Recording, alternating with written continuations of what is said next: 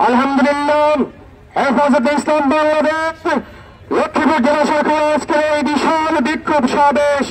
আপনারা আমাদের দাবির কথা শুনেছেন। আমরা বাংলাদেশে আর ইসকন দেখতে চাই না, ঠিক কিনা?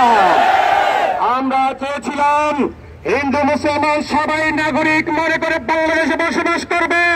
যদি কোনো হিন্দু ভাই ইসকনের সহযোগিতা করে বাংলাদেশে প্রতিষ্ঠা করতে চাই, আমরা সেই হিন্দুদেরকেও রেহাই দিব না। অতএব আমরা আমাদের দেশ হিন্দু মুসলমান সকল জাতি বর্ণ নির্বিশেষে আমরা একসাথে বসবাস করতে চাই। সংগ্রামী তাওহীদ জনতা, আমার ভাই শহীদ হয়েছেন, নিঃসন্দেহে শহীদ হয়েছেন।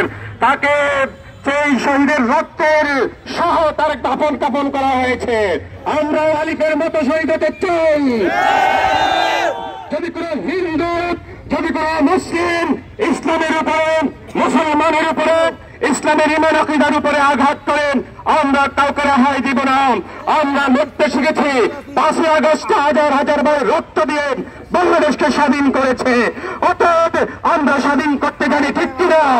আমরা যুদ্ধ করেন, জাহাজ করেন, আমার এই বাংলার জমিনে অমুসলিমদেরকে, ইসকনকে খাদিয়েন বাংলার জন্য ইসলামী ইসলামী উপর বাস্তবায়ন করার জন্য সবাইকে মাঠে মাঠে কাজ করার উদাত্ত আহ্বান জানিয়ে আমার আলোচনা শেষ করছি। আসসালামু আলাইকুম।